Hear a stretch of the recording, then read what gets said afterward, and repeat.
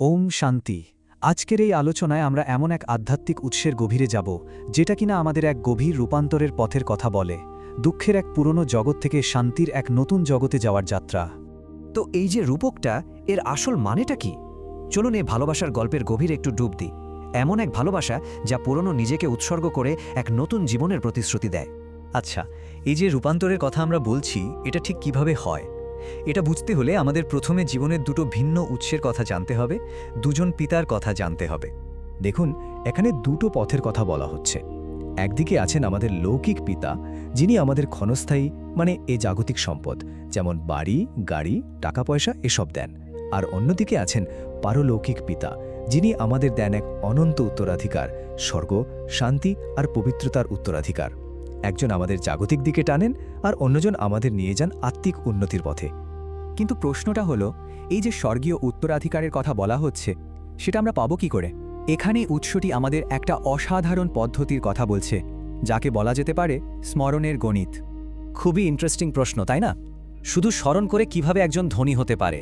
আসলে এখানে বলা হচ্ছে যে এই স্মরণই হলো আসল আধ্যাত্মিক উপার্জন। এটা কোনো বাইরের ধন সম্পদ নয়, বরং এটা হলো ভেতরের শক্তি, যা আমাদের আত্মাকে সময়ের সাথে সাথে আরও শক্তিশালী করে তোলে। আর এই স্মরণের কেন্দ্রবিন্দুতে রয়েছে বিন্দুর ধারণা। এর মানে কি? এর মানে হলো এখানে পিতাকে কোনো শারীরিক রূপে দেখা হচ্ছে না। তিনি হলেন এক জ্যোতির্বিন্দু, মানে এক অশারীরিক শুদ্ধ চেতনা বা শক্তি। আর দেখুন, এই ব্যাপারটা কত সহজ আর সুন্দরভাবে বোঝানো হয়েছে। ধরুন, আত্মা হলো এক সংখ্যাটার মতো, আর যখনই আমরা সেই পরম পিতাকে, সে বিন্দুকে স্মরণ করি, তখন এর সাথে একটা করে শূন্য বা বিন্দু যোগ হতে থাকে।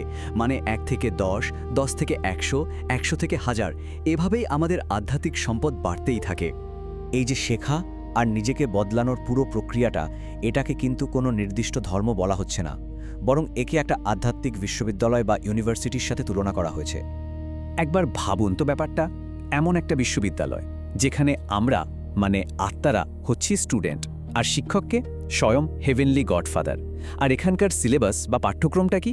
সেটা হলো এই পুরনো অপবিত্র জগৎ থেকে মরে গিয়ে এক নতুন পবিত্র জগতে জন্ম নেওয়া, মানে পুরোপুরি একটা ট্রান্সফরমেশন। কিন্তু এই যাত্রার শেষটা কোথায়? এই বিশ্ববিদ্যালয় থেকে পাশ করে গ্র্যাজুয়েট হয়ে আমরা পৌঁছাবো কোথায়? কি সেই জায়গা, সেই প্রতিশ্রুত গন্তব্য?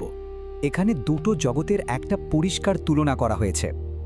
একদিকে রয়েছে এই পুরনো জগৎ, এখনকার সময়টা, যেখানে জনসংখ্যা অনেক বেশি আর দুঃখ কষ্টও বেশি। আর অন্যদিকে রয়েছে সেই নতুন জগৎ, যাকে সত্যযুগ বা স্বর্গও বলা হয়।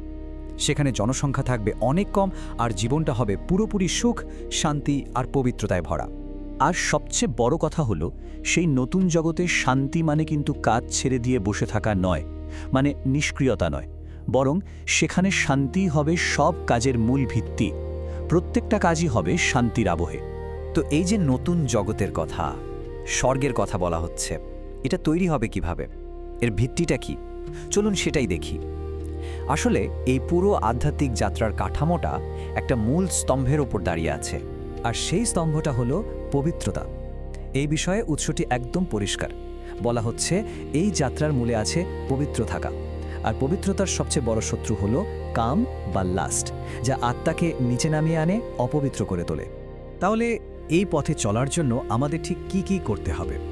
এটা শুধু মুখে কথা নয়, এর জন্য কিছু নির্দিষ্ট কাজ করতে হবে।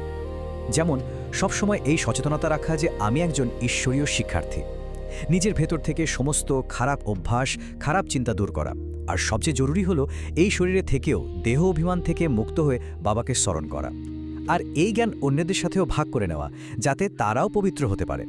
আর সবশেষে এই আলোচনা আমাদের একটা গভীর প্রশ্নের সামনে এনে দাঁড় করায়। দেখুন, উৎসটি বলছে যে এই নতুন জগৎ, এই স্বর্গ অন্য কোথাও থেকে আসবে না। এটা এখানেই, এই পৃথিবীতেই তৈরি হবে আমাদের নিজেদের আত্মরূপান্তরের মাধ্যমে। আর বলা হয়েছে এই ভারতই সেই স্বর্গে পরিণত হবে। তো সেই স্বর্গকে বাস্তবে রূপ দেওয়ার জন্য আমরা প্রত্যেকে নিজের কোনো একটা বিশেষ গুণ দিয়ে অবদান রাখতে পারি।